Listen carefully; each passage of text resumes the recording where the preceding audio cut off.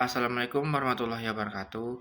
Perkenalkan, nama saya Muhammad Royan dengan NIM C1C022005. Kali ini saya akan menjabarkan materi akuntansi syariah dengan judul yaitu Akad Musyarakah. Lanjut ke latar belakang.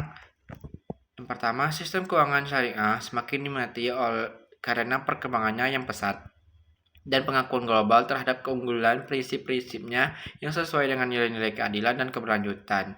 Kedua, akad musyarakah menjadi salah satu solusi pembiayaan yang adil dan transparan karena prinsip dasarnya mengedepankan kerjasama dan partisipasi aktif semua pihak dalam usaha bersama.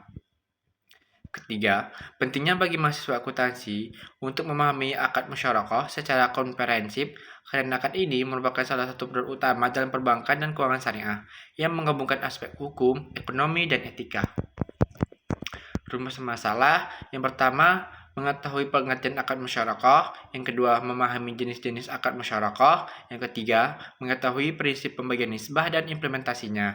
Yang keempat, mengetahui perlakuan akuntansi musyarakah.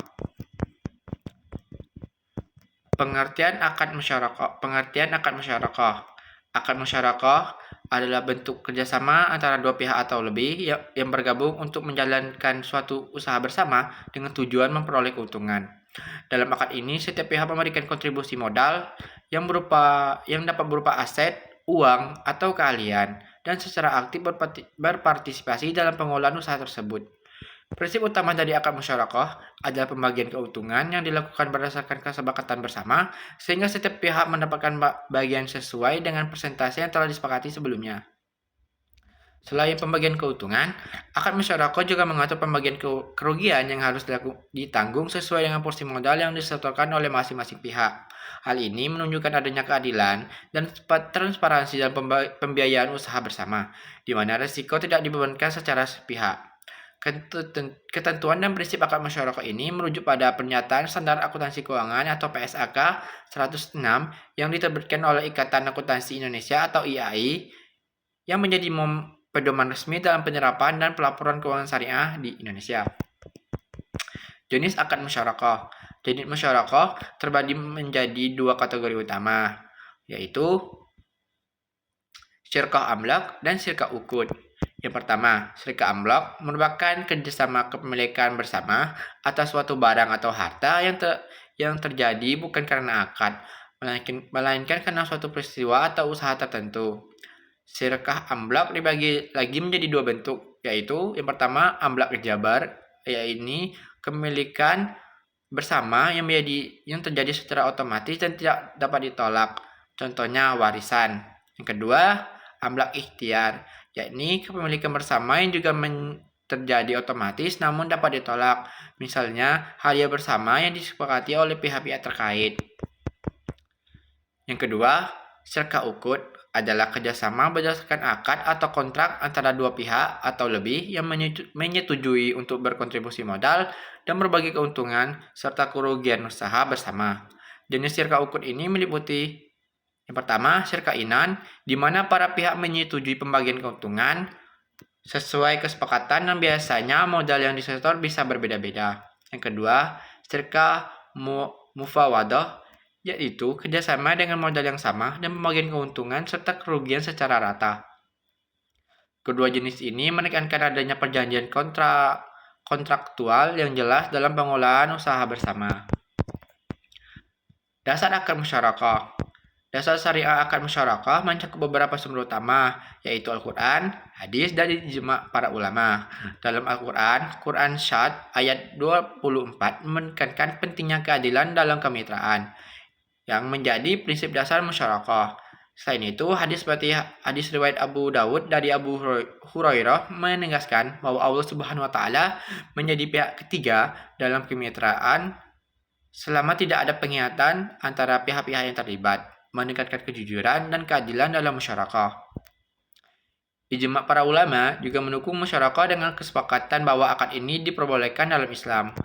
Fatwa DSN MUI nomor 08 DSN MUI 2020 tahun 2000 menjadi salah satu dasar hukum formal yang memperkuat legalitas musyarakah dalam sistem keuangan syariah. Dengan demikian, musyarakah didukung oleh dasar syariah yang kuat dan diakui oleh ulama sebagai bentuk kemitraan yang sah dan adil. Penetapan nisbah keuntungan. Penetapan nisbah keuntungan dalam akad musyarakah dapat dilakukan dengan dua cara utama, yakni yang pertama secara proporsional, yaitu pembagian keuntungan sesuai dengan porsi modal yang disertakan oleh masing-masing pihak. Dalam metode ini, keuntungan dibagi sebanding dengan kontribusi modal, tanpa memperhitungkan perbedaan peran atau waktu kerja para mitra. Kerugian juga dibebankan secara proporsional sesuai modal yang disetor.